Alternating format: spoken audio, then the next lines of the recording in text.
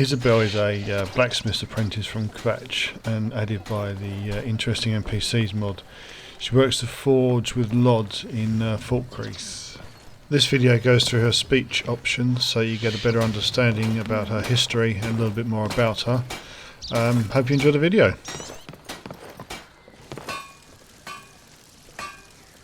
Oh, hello there. What can I do for you? Blades, gauntlets, I can forge anything you need. I'm Lord's apprentice, although I've been his for less than a season. Before that, I was with Adriana Venici in Whiterun, and before that, Berend in Solitude. I'm on a sort of pilgrimage. When I'm finished, my family expects me to return to Cyrodiil and take over the forge. My name's Isobel, by the way. Pleased to meet you.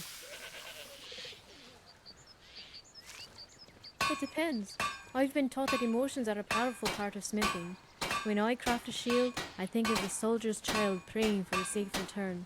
For a sword, I envision a man getting revenge for a brother's death. When I imagine a soldier marching after battle, or a hero vanquishing a great evil, that's when my hammer feels most inspired. Just to know that I was a part of that it was my steel, it just takes your breath away thinking about it. Not just any family.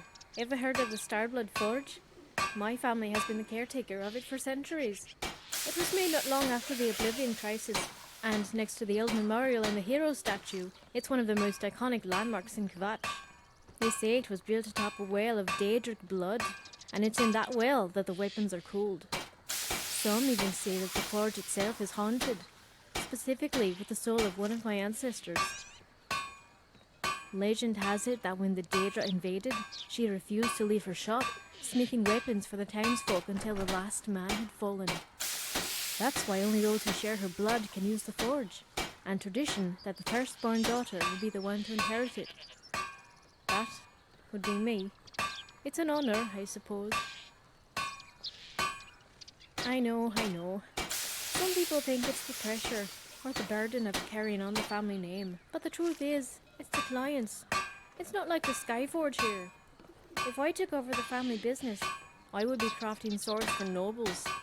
They would be decorative art pieces, locked away in display cases, or mounted over their beds.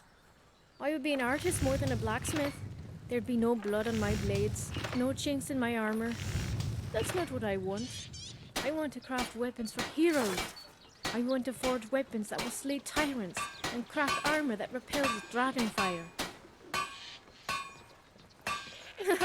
I wouldn't go that far. I've met some pretty smart mud crabs, but none were as sharp as you. I probably shouldn't have used the word haunted. It's not like that at all. She's more of a guardian spirit. When it comes time for me to inherit the forge, there's a ritual. A test, actually. Like my mother before me and the grandmother before her, I must craft an object that best represents my ideals and spirit. If the object is deemed worthy, it will earn its place in the Underforge, alongside the blades, shields and hammers of my ancestors. That's sort of what this pilgrimage is about. I'm here not just to learn from the masters, but to learn about myself. At least, that's what I told my mother. The truth is, I chose Skyrim because of the war, and the chance to forge for true warriors. You know your history. Fact is, they took a lot of cities, Kvatch included. But my mother says they never would have held it. To hear her tell it, we would have taken Kvatch back, if not for the Concordant. And her blades would have killed a whole lot of Talmor. Still, the treaty did give us our home back. And if there's one thing the people of Kvatch know, it's how to rebuild. The responsibility of the forge would likely go to the next daughter in line, my sister Felicia. A fine choice. She has always been the more creative smith. Diamond-encrusted pommels, hilts that shimmered like drake scales. Everything she made was beautiful. And it wouldn't matter that the blades couldn't cut warm butter. Nobody would ever use them for battle. Alright. It's alright. Although we've gotten a lot less visitors after the dragon attacked Helgen. That's what I enjoyed most. Meeting all the travellers who crossed the border from Cyrodiil and sharing stories of home. But now you're here, and I can tell just by looking at your hands that you've got stories to tell.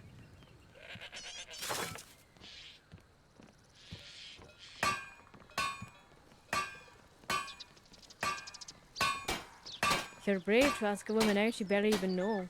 That's a fine quality for an adventurer. Alright, how about you meet me at the inn for a drink?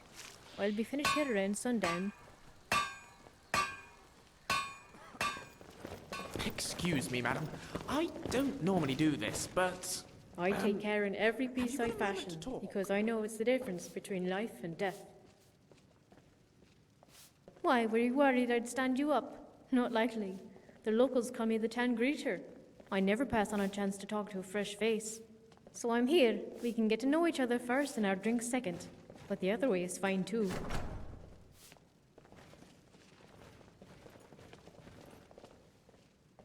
That's right. I was born there after the Great War. A lot of children were, once everyone knew we'd have peace. As you can imagine, it's a city that reveres its heroes. None more so than the hero of Kvatch, whose statue stands in the castle courtyard. I remember when the other kids played hide and seek. We used it as a starting point. But I just stayed there the whole time, marveling at it. The hero of Kvatch was my idol. But my mother was always quick to remind me that no hero does it alone. That's how I was hooked into the blacksmith trade. I wanted to be the next hero's shield. I wanted to be their armor and their sword. I admit I had a fantasy or two about the hero of Kvatch, and part of me used to dream of being the wife of a great hero. That's why I'm in Skyrim, with the war and the talk of dragons. Maybe I'll meet the great legend right here in Falkreath. Maybe that might be you.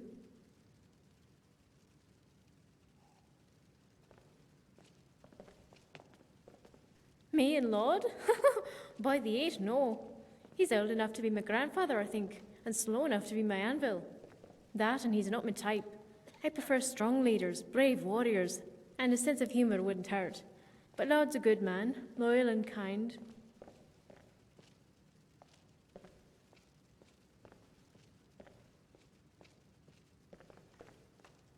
Oh, I've heard about you, and I'd say being the Dragonborn qualifies as being both strong and brave.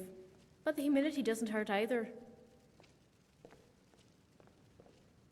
Well, I got my start in solitude. I wanted to forge arms for all the brave legionnaires fighting in Skyrim. I got off the docks with nothing but a sack over my shoulder. I never told Baron who my family was. I didn't want to colour his perception of me. So I said I was a traveller and asked if he needed an apprentice. He said he already had one. He let me work the forge when it was free. At first he never said a word, but pretty soon he couldn't help but dole out advice. He'd say something like, "Those dart wings you call arms can't shape steel. Put your hips into it." I forget how hot the forge is back home. The metal there's a lot easier to shape. But with Baron's help, I learned to smith the Nord way. Eventually, he thought enough of me that I should get a proper master. He sent a letter to Whiterun, and I couldn't contain my excitement. Then I met Adrienne. I recall looking at her modest setup, and with a straight face telling her how impressive the Skyforge was. I'm sorry. Adrienne and her husband run War Maidens, a smithing shop in Whiterun. It's a small shop, about the size of Lord's place. So when I told her I thought it was the Skyforge, she had a pretty good laugh at my expense. She pointed up to the great eagle and said, "Child, if this is the Skyforge, what in oblivion is that thing?" All right, now it's my turn. So what's it like being an adventurer? It must be exciting to wander Skyrim, never knowing what tomorrow will bring. That sounds amazing. I can't even begin to imagine the sort of rush that comes with taking on a troll or a group of angry bandits. But when I craft something, a part of me can be in your hand. Be your sword or your shield, so you never have to go it alone.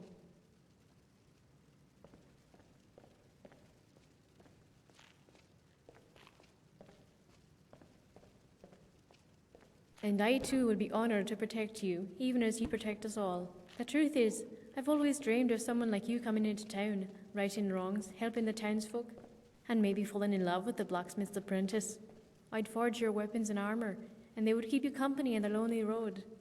And when you come home, I'd hammer out any dent, sharpen every edge, so your weapons and our love would be burning you. Our story practically writes itself. All that's left is for you to save the town. No, but really, I have a good feeling about you. You can do a lot of good around here. Maybe then, when you come by the forge, I'll have something worthy of you. But for now, it's getting late, and I have a long day ahead of me. Until next time. Need something?